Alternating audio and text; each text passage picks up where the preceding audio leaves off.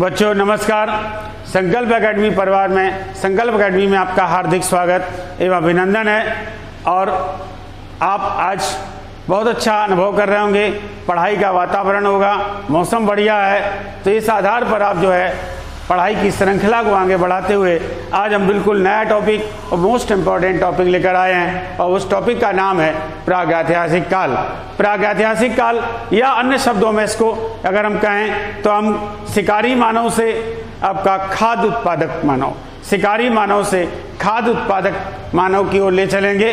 तो प्रागैतिहासिक काल अब आता है कि ये मानव क्या है, मानव विकास की प्रक्रिया कहाँ से प्रारंभ होती है, इतिहास है क्या, इतिहास किसे कहते हैं, और जो है प्रागैतिहासिक काल किसे कहते हैं, आद्य ऐतिहासिक काल किसे कहते हैं और ऐतिहासिक काल किसे कहते हैं। ये दिमाग में तरह तरह के प्रश्न उठते रहते हैं, तो आज हम आपको इससे अवगत कराएंगे। सबसे पहले आपको जो है बताते हैं कि मानव का अध्ययन क्या कहलाता है। मानव का अध्ययन जो है एंथ्रोपोलॉजी कहलाता है। मानव विज्ञान अथवा एंथ्रोपोलॉजी मानव का अध्ययन कहलाता है। और मानव के विकास की जानकारी, मानव विकास की प्रक्रिया, क्वेश्चन आ जाता है कि मानव विकास की प्रक्रिया कब से प्रारंभ होती है, मानव विकास की प्रक्रिया कब से प्रारंभ होती है, तो विकास की प्रक्रिया को बताएंगे तो आपको लगभग कहा जाता है मानव विकास की प्रक्रिया 5 लाख वर्ष पूर्व, इस 5 लाख वर्ष ईसा पूर्व से ये प्रारंभ होती है। लगभग 5 लाख वर्ष पूर्व से मानव विकास की प्रक्रिया प्रारंभ होती है। और कहा जाता है कि मानव विकास की जो प्रक्रिया है और मानव विकास की जानकारी देने वाले लोग हैं वो क्या कहलाते हैं, तो उनको एंथ्रोपोलॉजिस्ट कहा जाता है, मानव विज्ञानी कहा जाता है। वहाँ से वो लोग जो है मानव विकास की प्रक्रिया पर ध्यान देते हैं।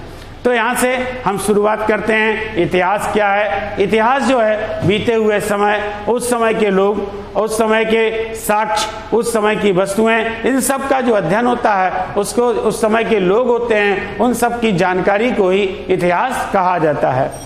इतिहास कहा जाता है। इतिहास को जो है इतिहास के पिता हेरोडोटस को माना जाता है। इतिहास 2 भागों में बांट दिया गया है। इतिहास को कहा जाता है, इतिहास को सबसे पहले प्राचीन इतिहास और दूसरा आ जाता है विश्व इतिहास।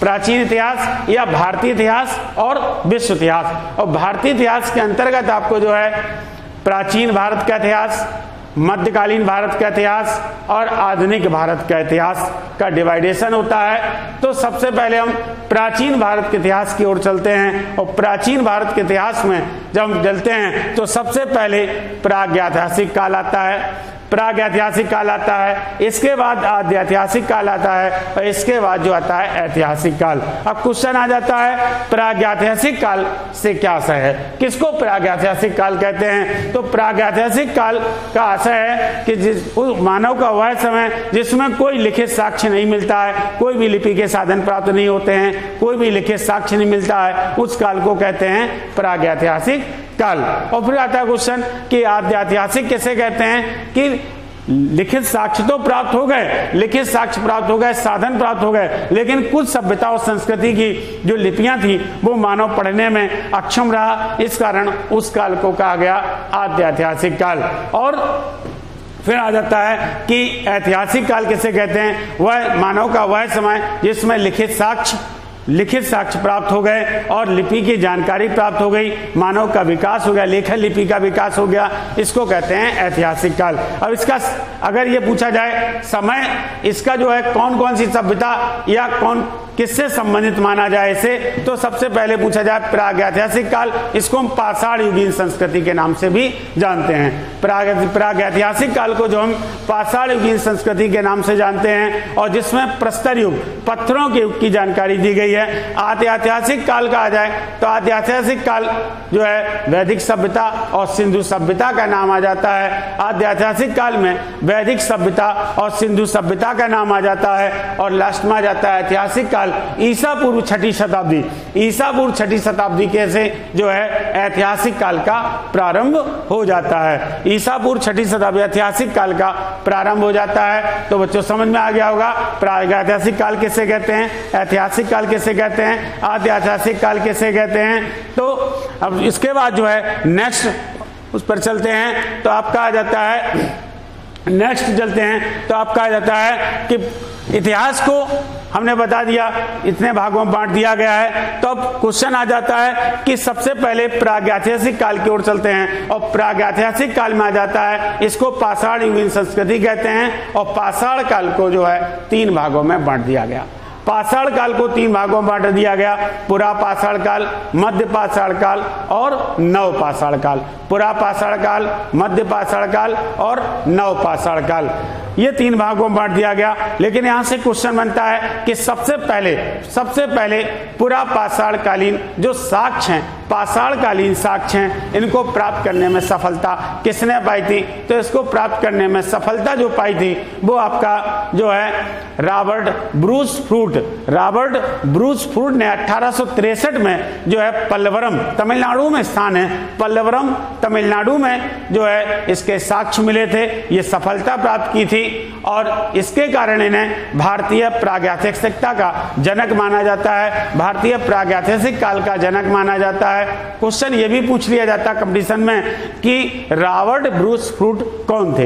रॉबर्ट ब्रूस फ्रूट कौन थे? तो जब इस तरह का क्वेश्चन आ जाए तो इसमें आंसर ऑप्शन में दिए होगा भारतीय प्रागैतिहासिक काल के जनक, तो आंसर सही होगा। लेकिन अगर ये ऑप्शन नहीं होगा, ये ऑप्शन हो सकता है कि भूगर्भवेत्ता और पुरातत्वविद, भूगर्भवेत्ता तथा पुरातत्वविद, तो आपका ये भी आंसर सटीक माना जाएगा, बिल्कुल सही आंसर माना जाएगा। रॉबर्ट ब्रूस फ्रूट भूगर्भवेत्ता भी माने जाते हैं और पुरातत्वविद भी माने जाते हैं। फिर आपका आ जाता है कि पाषाण काल को 3 भागों में जो बांटा गया, पुरा पाषाण काल, मध्य पाषाण काल और नव पाषाण काल। अब पुरा पाषाण काल का जब समय काल पूछा जाए, पुरा पाषाण काल का समय काल पूछा जाए, तो हम इसको नेक्स्ट लाइन की ओर चलते हैं, नेक्स्ट टॉपिक की ओर चलते हैं। पुरा पाषाण काल का समय काल, तो उसके पहले आ जाता है कि भारत में पुरातत्व विभाग की जो है खोज की थी। भारत में पुरातत्व विभाग के जनक जो माने जाते हैं वो अलेक्जेंडर कनिंघम थे। पुरातत्व विभाग के जनक जो हैं वो अलेक्जेंडर कनिंघम माने जाते हैं, और इन्होंने इसकी स्थापना जो की थी वो 1861 में की थी, 1861 में की थी। अब आ जाता है पुरा पाषाण काल।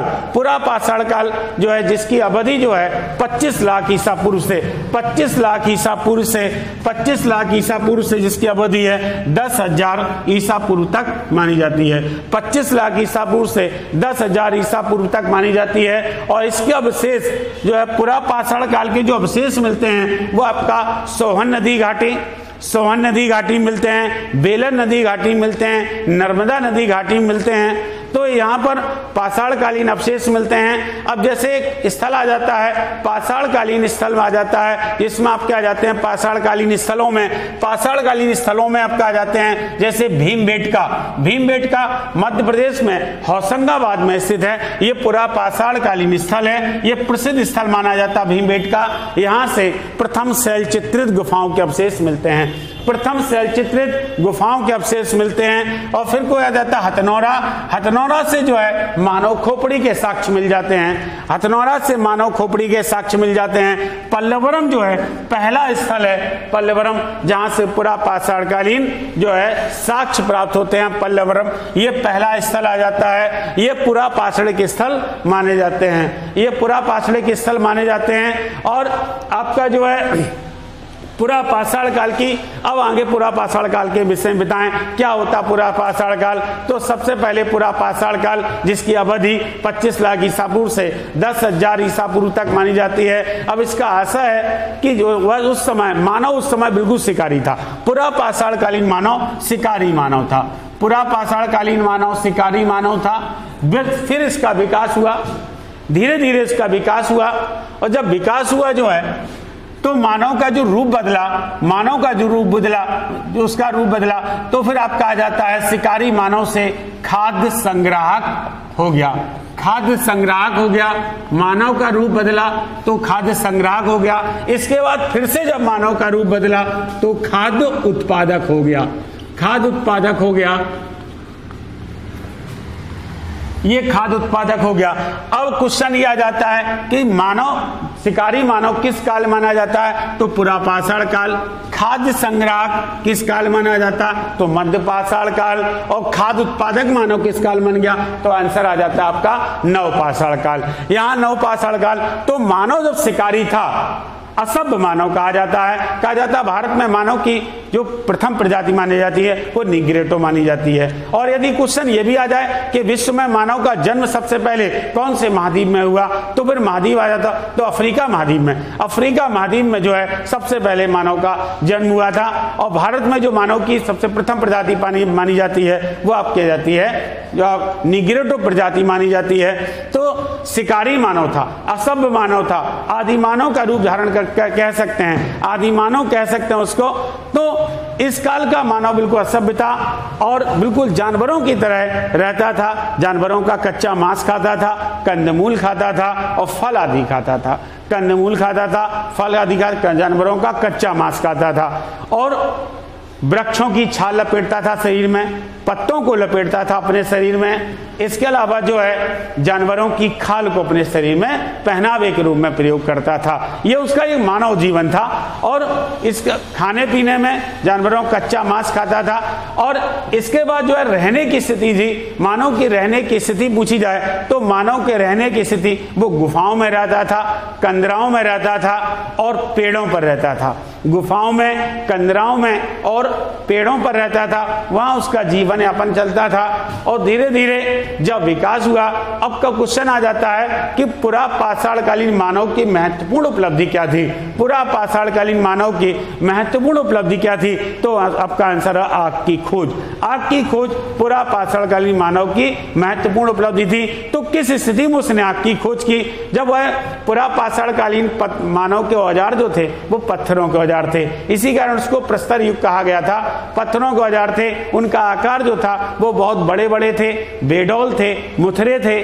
और जब मानव ने जो है एक दूसरे पत्थर टूटे तो उनको घिसना प्रारंभ किया। घिसने से जो चिंगारी उत्पन्न हुई, उस चिंगारी से ही मानव को जो है वो आग का ज्ञान हुआ। उस चिंगारी से मानव को आग का ज्ञान हुआ। और जब आग का ज्ञान हुआ, क्वेश्चन यहाँ पूछ लिया जाता, मानव ने आग का प्रयोग करना कब से सीखा? मानव ने आग का प्रयोग करना कब से सीखा? तो आंसर पुरापाषाण काल नहीं होगा, तो आंसर होगा नवपाषाण काल। नवपाषाण काल में मानव ने आग का प्रयोग करना सीख लिया था। मतलब कच्चे मांस से, कच्चा मांस खाने के स्थान पर वह पका मांस खाने लगा था, जानवरों का पका मांस खाने लगा था। ये उसमें परिवर्तन आ गया था। तो पुरापाषाण काल की महत्वपूर्ण उपलब्धि जो थी वो आग की खोज थी। अब इसके बाद आपका जब पत्थर बड़े बड़े थे, ये पत्थर टूटे तो काल का समय बदला। और काल का समय बदला तो फिर आपका आ जाता है मध्यपाषाण काल। मध्यपाषाण काल आ जाता है।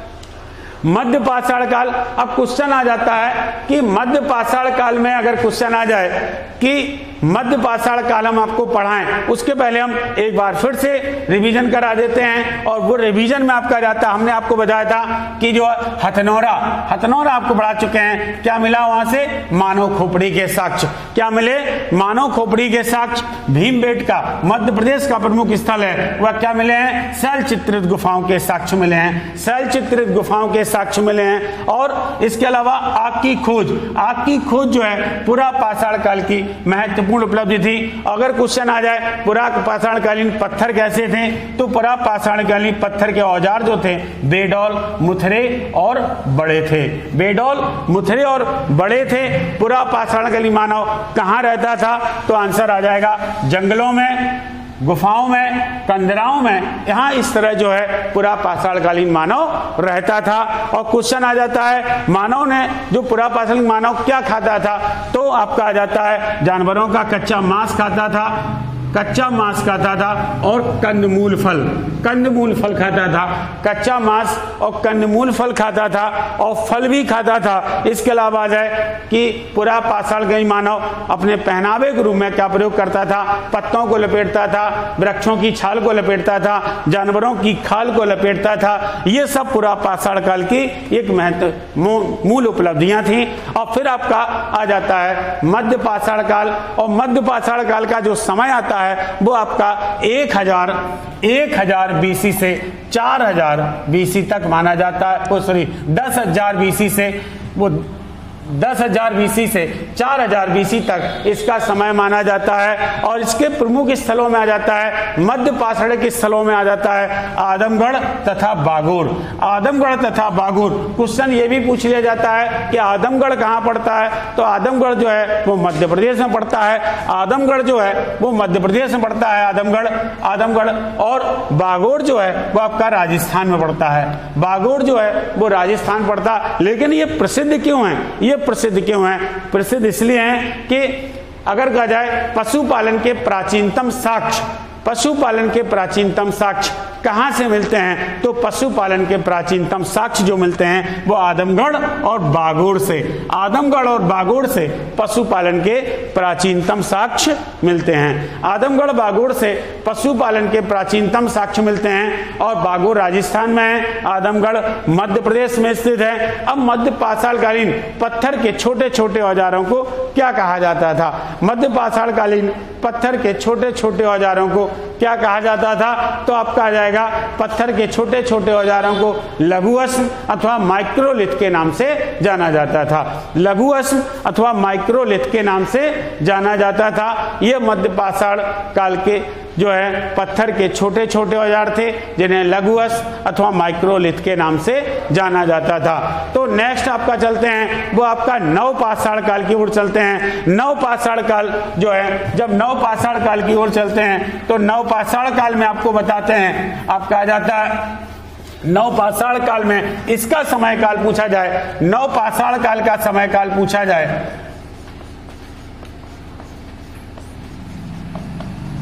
नव पाषाण काल का समय काल पूछा जाए तो 4000 ईसा पूर्व से माना जाता है। ये 4000 ईसा पूर्व से नव पाषाण काल का समय माना जाता है। और नव पाषाण काल को हम जो है उत्तर पाषाण काल के नाम से जान सकते हैं। नव पाषाण काल को उत्तर पाषाण काल के नाम से जान सकते हैं। और नव पाषाण काल को जो है उत्तर पाषाण काल कह सकते हैं। अब क्वेश्चन आ जाता है, हमने बताया था मानव शिकारी था और मध्य पाषाण काल खाद्य संग्राहक हुआ, यहाँ खाद्य उत्पादक हुआ। जब खाद्य उत्पादक हो गया तो मानव का बौद्धिक विकास हुआ। और जब मानव का बौद्धिक विकास हुआ तो मानव का एक रूप बनकर आया जिसमें कहा जाता है होमो सेपियंस। होमो सेपियंस जो है मानव का रूप बनकर आया।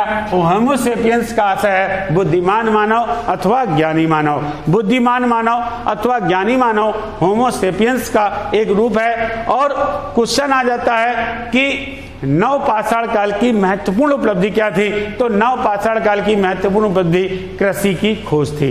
नव पाषाण काल की महत्वपूर्ण उपलब्धि कृषि की खोज थी।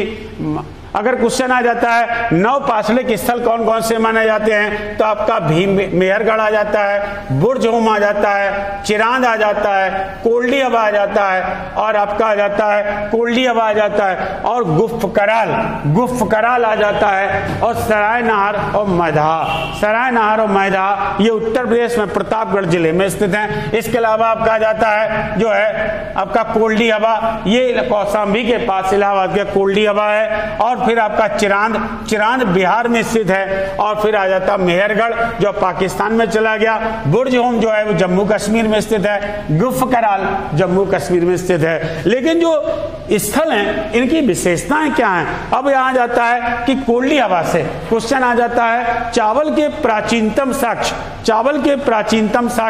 कहां से मिले हैं, तो चावल के प्राचीनतम साक्ष्य कोल्डी हवा से मिले हैं। चावल के प्राचीनतम साक्ष्य कोल्डी हवा से मिले हैं। चाहे क्वेश्चन आ जाए धान के प्राचीनतम साक्ष्य कहां से मिले हैं, तो भी आंसर आपका आ जाएगा कोल्डी हवा से। धान के प्राचीनतम साक्ष्य कोल्डी हवा से मिले हैं। क्वेश्चन आ जाएगा कृषि के प्राचीनतम साक्ष्य कहां से मिले हैं, तो कृषि के प्राचीनतम साक्ष्य जो आ जाते हैं वो आपके मेहरगढ़ से मिले हैं। कृषि के प्राचीनतम साक्ष्य मेहरगढ़ से मिले हैं। क्वेश्चन आ जाता है कि हड्डी के उपकरण या हड्डी के चूरे से बने उपकरण के अवशेष कहां से मिलते हैं साक्ष्य, तो आपका मिल जाता है बिहार स्थित चिरांद है, वहां से हड्डी के चूरे से बने उपकरणों के साक्ष्य मिल जाते हैं। हड्डी के चूरे से बने उपकरणों के साक्ष्य मिल जाते हैं। फिर आपका आ जाता है कि गुफ कराल से क्या मिला है, गुफ कराल से पत्थर की सुई और सिलबट्टे के अवशेष मिले हैं। पत्थर की सुई और सिलबट्टे के अवशेष मिले हैं। और बुर्जहोम से क्या मिले हैं? गर्तावास। बुर्जहोम से गर्तावास, गड्ढों में घर, गर्तावास के अवशेष मिले हैं, गर्तावास के साक्ष्य मिले हैं। ये तो नवपाषाण काल के महत्वपूर्ण उपलब्ध स्थल आ जाते हैं, उनसे संबंधित जानकारी आ जाती है। अब क्वेश्चन यह आ जाता है कि नवपाषाण काल की महत्वपूर्ण बुद्धि कृषि की खोज थी। और नवपाषाण कालीन मानव क्या क्या खाता था? जो वर्तमान में जो है व्यवस्थाएं फसल की, वो सारी चीजें नवपाषाण कालीन मानव खाने लगा था। और नवपाषाण कालीन मानव जो है आपका खाद्य उत्पादक हो गया था, मानव बस्तियों में रहने लगा था। ये उसका क्रमबद्ध विकास हुआ था।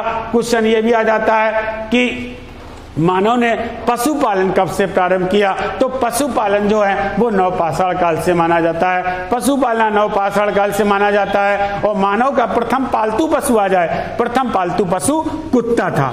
मानव का प्रथम पालतू पशु कुत्ता था। ये जो है मानव का प्रथम पालतू पशु था, जिसका नाम था कुत्ता। अब क्वेश्चन आ जाता है कि नवपाषाण कालीन पत्थर के औजार कैसे थे? वो बहुत छोटे छोटे हो गए थे, लेकिन सुडौल थे, चिकने थे, नुकीले थे। सुडौल, चिकने और नुकीले थे। फिर क्वेश्चन पूछ लिया जाता है कि मानव का प्रथम औजार कौन सा था? पत्थर का प्रथम औजार कौन सा था? तो आपका मानव का प्रथम पत्थर का औजार जो है पत्थर की कुल्हाड़ी, पत्थर की कुल्हाड़ी था, जिसको जो मानव का प्रथम औजार माना जाता है, पत्थर की कुल्हाड़ी। फिर क्वेश्चन आपका पूछ लिया जाता है कि नवपाषाण काल का मानव कहां पर रहता था? बस्तियों में रहता था। एक दूसरे से लेन देन की प्रक्रिया शुरू हो गई थी, जो वस्तुओं को लेन देन की प्रक्रिया शुरू हो चुकी थी। ये नवपाषाण काल की प्रमुख उपलब्धियां बन चुकी थी। और नवपाषाण काल आपको जो है समझ में आ गया होगा, नवपाषाण काल की जानकारी समझ में आ गई होगी। और प्रागैतिहासिक काल से लेकर नवपाषाण काल तक हमने आपको जानकारी दी, सारी स्थलों के विषय में जानकारी दी, समझ में आ गया होगा। और इसको हम एक बार फिर से हम रिवीजन करें, बिल्कुल गति से रिवीजन करना है और गति से ही आंसर देना है। ये फाइनल रिवीजन है और फाइनल रिवीजन में जो आपको बिल्कुल गति से ही आंसर देना है। क्वेश्चन आ जाए मानव का वह समय जिसमें कोई लिखित साक्ष्य प्राप्त नहीं होते, आंसर क्या होगा? बिल्कुल उत्साह से, बहुत अच्छी तरह से उत्साह से और मन से आंसर दीजिएगा। और हम जानते हैं आपको ये आंसर बिल्कुल सही आंसर आ रहा होगा, सटीक आंसर होगा। बहुत गुड, बहुत अच्छा कि आपने आंसर दिया जिसमें मानव को जो है साक्ष्य, जो है लिखित साक्ष्य प्राप्त नहीं होते। तो कौन सा काल होगा? प्रागैतिहासिक काल। अच्छा, मानव को लेखन लिपि की जानकारी थी लेकिन पढ़ नहीं पाया, कौन सा काल? वो आपका जाएगा आद्यैतिहासिक काल। अच्छा, मानव को लेखन लिपि की जानकारी, लिखने के साक्ष्य प्राप्त थे, वो कौन सा? ऐतिहासिक काल। वेरी गुड, सही आंसर है। अच्छा, अगर क्वेश्चन आ जाए पाषाण काल, पाषाण काल के प्रारंभिक जो साक्ष्य मिलते हैं, अवशेष साक्ष्य की जानकारी देते हैं, वो कौन से देते हैं? तो कौन देता है? तो Robert Bruce fruit. Robert Bruce fruit कब देते हैं? 1863 में। क्वेश्चन आ जाता, भारत में प्रागैतिहासिक काल के जनक किसे माना जाता है? रॉबर्ट ब्रूस फ्रूट को भारत में प्रागैतिहासिक काल का जनक माना जाता है। क्वेश्चन आ जाता है भारतीय पुरातत्व विभाग का जनक कौन माना जाता है? भारतीय पुरातत्व विभाग की जो स्थापना की थी वो किसने की थी? अलेक्जेंडर कनिंघम ने भारतीय पुरातत्व विभाग की स्थापना की थी, अलेक्जेंडर कनिंघम ने। और क्वेश्चन आ जाता है हथनोरा कौन सा स्थल माना जाता है? पुरापाषाणिक स्थल। पल्लवरम कौन सा स्थल माना जाता है? पुरापाषाणिक स्थल माना जाता है। भीमबेटका कौन सा स्थल माना जाता है? पुरापाषाणिक स्थल माना जाता। लेकिन बताओ प्रथम शैलचित्रित गुफाएं कहां से मिली हैं? तो प्रथम शैलचित्रित गुफाएं जो मिली हैं वो आपका आ जाता है भीमबेटका से। क्वेश्चन आ जाता मानव खोपड़ी के साक्ष्य कहां से मिले हैं? तो आपका आंसर रहेगा हथनोरा से। हथनोरा से मानव खोपड़ी के साक्ष्य मिले हैं। अच्छा, नेक्स्ट क्वेश्चन आ जाता है पत्थरों के औजार कैसे थे? तो आपका पुरापाषाण काल में बेडौल बड़े बड़े थे, पत्थरों के मुथरे थे। क्वेश्चन आ जाता है कि पत्थरों के छोटे छोटे औजार किस काल में थे? मध्यपाषाण काल में। मध्यपाषाण काल के पत्थर के छोटे छोटे औजारों को क्या कहा जाता था? लघुअस और माइक्रोलिथ के नाम से जाना जाता है। पत्थर के छोटे छोटे औजारों को कहा जाता था। इसके अलावा बताइए आदमगढ़ और बागुर कौन से स्थल माने जाते हैं? मध्यपाषाणिक स्थल आदमगढ़ और बागुर माने जाते हैं। अच्छा बताइएगा नवपाषाणिक स्थलों में कौन कौन से जाते हैं? कोल्डी हवा आ जाता है, इसके अलावा सरायनहार मैदाहा आ जाता है, बुर्जहोम आ जाता है, चिरांद चांद आ जाता है और आपका जो है चिरांद आ जाएगा। इसके अलावा कोल्डी हवा, नवपाषाणिक स्थल। लेकिन बताओ चावल के प्राचीनतम साक्ष्य कहां से मिले? कोल्डी हवा से। वेरी गुड, सही है। गर्तावास के अवशेष कहां से मिलते हैं? तो आंसर क्या होगा आपका? बुर्जहोम से। क्वेश्चन आ जाता है कि नेक्स्ट बताइएगा कि हड्डी के उपकरण के जो अवशेष कहां से, साक्ष्य कहां से मिलते हैं? तो आपका जाएगा चिरांद से। क्वेश्चन ये आ जाएगा आपका कि सिलबट्टे के अवशेष कहां से मिलते हैं? तो आपका सिलबट्टे के अवशेष जो है गुफ कराल से मिलते हैं। कृषि के प्राचीनतम साक्ष्य कहां से मिलते हैं? तो मेहरगढ़ से। मेहरगढ़ से कृषि के प्राचीनतम साक्ष्य मिलते हैं। मेहरगढ़ से कृषि के प्राचीनतम साक्ष्य मिलते हैं। मानव का जो नवपाषाणिक मानव का क्या कहा जाता था? बुद्धिमान मानव जो है होमो सेपियंस के नाम से जाना जाता था। मध्य पाषाण के मानव को होमो सेपियंस कहा जाता था। और क्वेश्चन आ जाता है कि नवपाषाण काल कब से माना जाता है? 4000 ईसा पूर्व से जो है नवपाषाण काल माना जाता है। और पूरा पाषाण काल कब से माना जाता है? 25 लाख ईसा पूर्व से जो है 10,000 ईसा पूर्व। मध्य पाषाण काल माना जाता है 10,000 ईसा पूर्व से 4000 ईसा पूर्व तक जो है मध्य पाषाण काल माना। मानव का प्रथम पालतू पशु क्या था? वो कुत्ता था। और क्वेश्चन मानव का प्रथम औजार कौन सा था?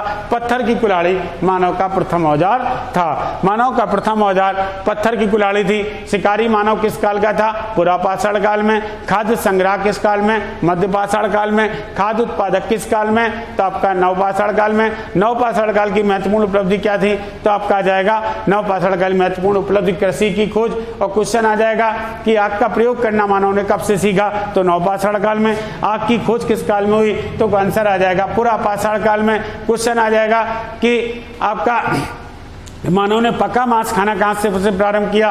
तो नवपाषाण काल में। पशुपालन की जानकारी, पशुपालन की शुरुआत मानव ने किस काल में थी? नवपाषाण काल से की। और आपका जो है नवपाषाण कालीन मानव जो है वर्तमान में जो अनाज थे वो सारे प्रयोग करता था। नवपाषाण कालीन मानव बस्तियों में कब से रहने लगा था? नवपाषाण काल में। तो बच्चों आज समझ में आएगा होगा, पूरा अपने टॉपिक बता दिया गया।